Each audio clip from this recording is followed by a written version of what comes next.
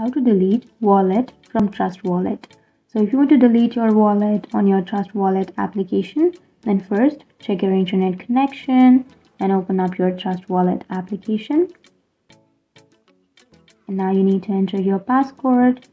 And once you've entered your password, it will log you into your account or your wallet. And once you log into your wallet, now you can simply go for settings, which is on the upper left. And then here you will have your wallets right on the first. Tap on your wallet, and here you will have your number of wallets that you have created. So now you can simply tap on the three dots, which is on the right side of your wallet, and here you need to go for delete, which is on the upper right, and again tap on delete, and you need to enter your password. And that's it, your wallet has been deleted. So that's how you delete your wallet on your Trust Wallet application. And if you have any questions, feel free to comment below. Thanks for watching.